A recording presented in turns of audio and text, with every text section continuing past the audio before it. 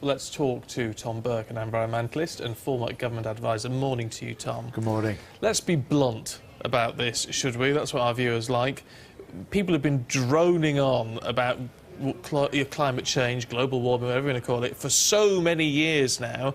Nothing ever gets agreed. Nothing actually ever happens. Is this why we're switching off? No, I think nothing ever gets agreed and nothing happens in a way that makes good television. It's actually not true that nothing happens. We've now got about 840-odd pieces of legislation around the world. Emissions have gone down much further than they could ever have gone down without the agreement. So there is, I agree with you, there is that sort of perception around, but that's partly because watching a process like this is a bit like watching paint dry. It does actually dry. But if so much has been agreed, then you could say why, Prince Charles was talking to us, we had a special report on Monday, sort of saying it's all doom and gloom. We do get the impression that not enough is being done, that we are still heading for disaster. In terms of what needs to be done, that's absolutely right. So yes, we're making progress, made a lot of progress. Is it enough to make the world safe, our future safe? No, it's not.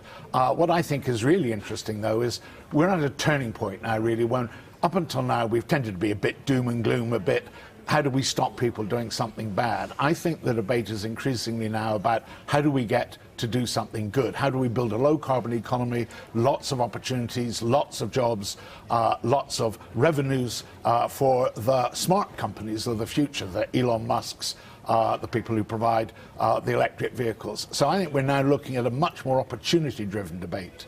But you're trying to pull together 175, is it, different nations to come to some coordinated agreement. That's not easy, is it? And this is the final year. They set themselves this 2015 deadline.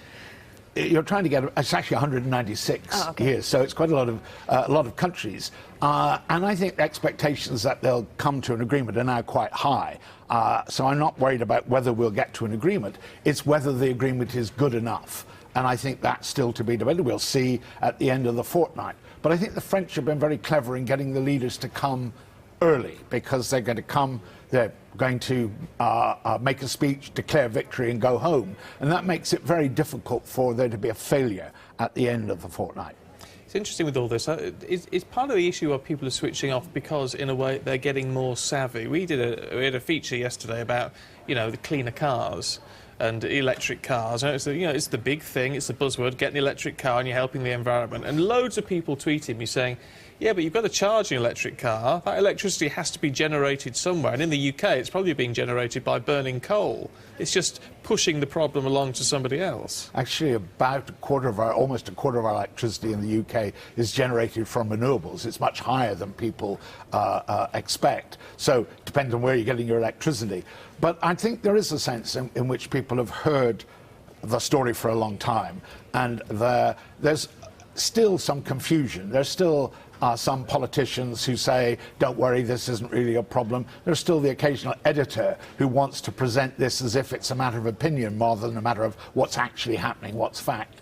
And so I think that helps to create a little bit of confusion. And people have got other things on their mind a lot at the moment. So I'm not surprised that we're seeing a little bit of sort of uncertainty about how committed people are to getting this done. But you've got the Pope, 190-odd world leaders and every scientific academy in the world telling you this is a problem, we've got to do something about it. And David Attenborough joined the crowd today, I saw earlier on. So I think we shouldn't be any doubt that where we're going. Tom, good to talk to you. Thank you. And thank you for mentioning Sir David, because you can see that full interview with Sir David on Moynihan this morning from 10 o'clock.